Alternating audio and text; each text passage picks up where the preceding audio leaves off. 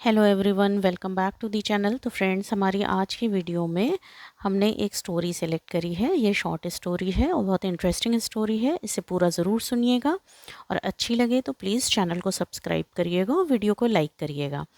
तो कहानी को शुरू करते हैं।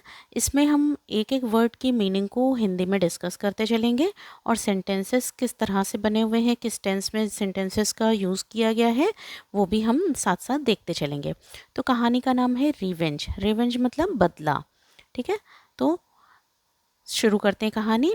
Once a fox destroyed one of the unripe pumpkins in a farm. एक बार एक लोमड़ी, डिस्ट्रॉयड मतलब बर्बाद कर दिया, one of the unripe. Unripe मतलब जो है बिना पका हुआ, है ना, कच्चा। पम्पकिन मतलब कद्दू। तो बिना पके हुए कद्दुओं में से एक को लोमड़ी ने बर्बाद कर दिया। इन अ फार्म, एक खेत में।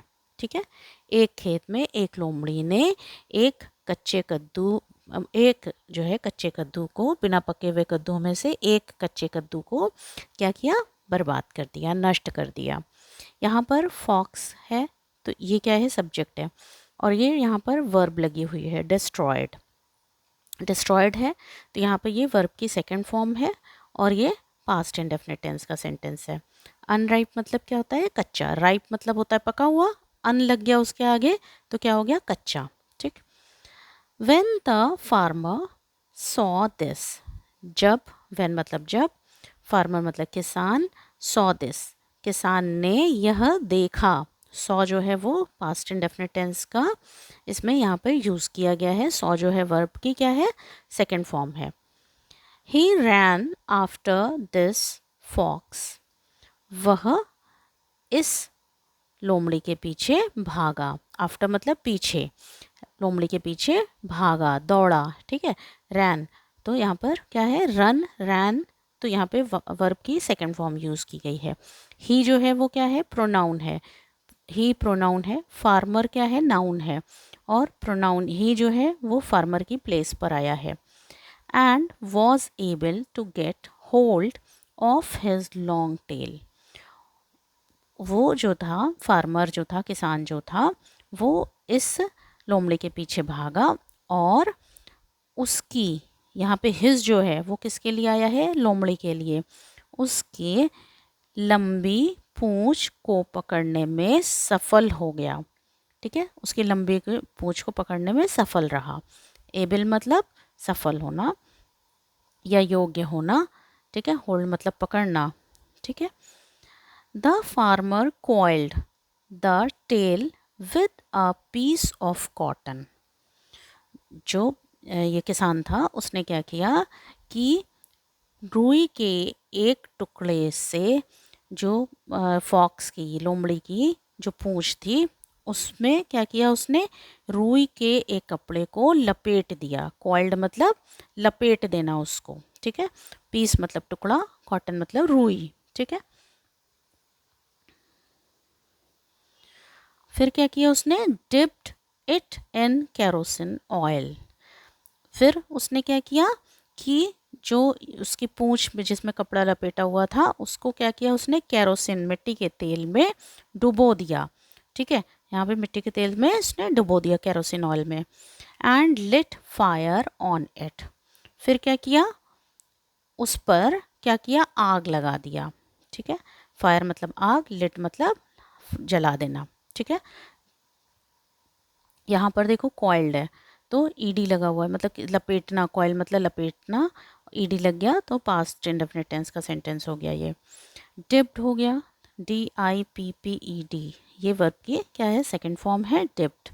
ठीक है, तो यहाँ पर भी क्या है, पास्ट इंडेफिनिट टेंस का affirmative sentence. When the fox saw the flames on his tail. जब फॉक्स ने यानी कि लोमड़ी ने अपने पूंछ पे क्या किया, फ्लेम्स मतलब लपटें, है ना, लपटें निकलती हुई देखी। फ्लेम्स मतलब होता है लपटें। ठीक है, आग की लपटें।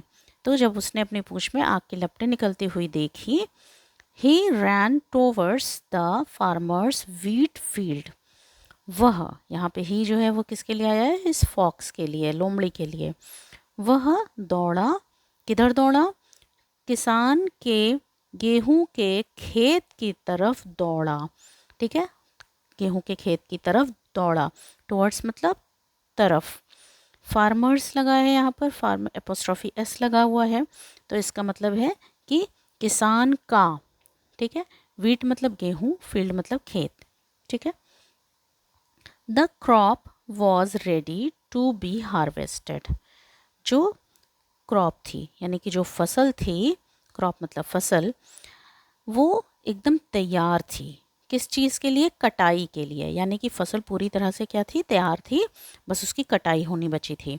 हार्वेस्टेड मतलब कटाई होने के लिए।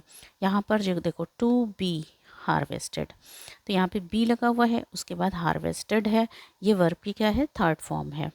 ठीक है, तो यहाँ पर ये वर्ब की थर्ड फॉर्म है और ये पैसिव वॉइस में सेंटेंस है, पास्ट का पैसिव वॉइस का sentence. The fox set it on fire. लोमड़ी ने क्या किया, यहाँ पे देखो इट जो है वो किसके लिए आया है, इस फसल के लिए आया है। लोमड़ी ने इसे मतलब कि फसल को क्या किया, आग लगा दिया। विद हिज बर्निंग टेल, अपनी क्या है, जलती हुई पूंछ से, है ना, इसे आग लगा दिया। ठीक है,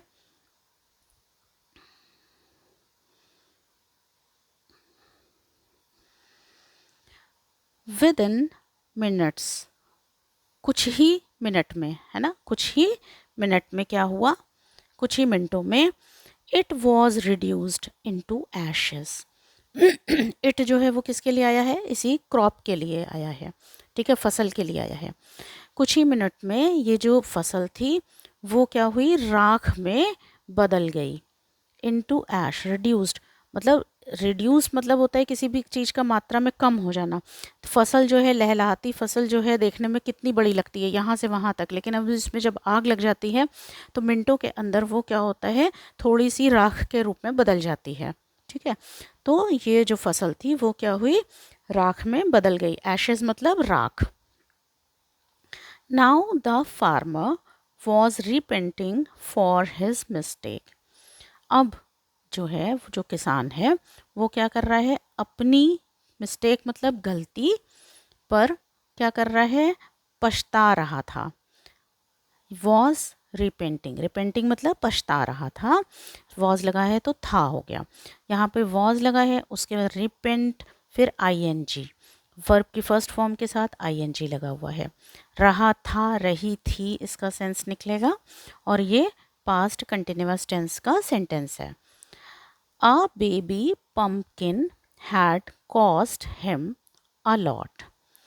एक छोटे से कद्दू, है ना, मतलब बेबी पम्पकिन मतलब वो कद्दू जो कि क्या है, अभी पका ही नहीं था, तो उसको छोटा कद्दू बोलने के लिए यहाँ पे बेबी पम्पकिन यूज़ किया गया है।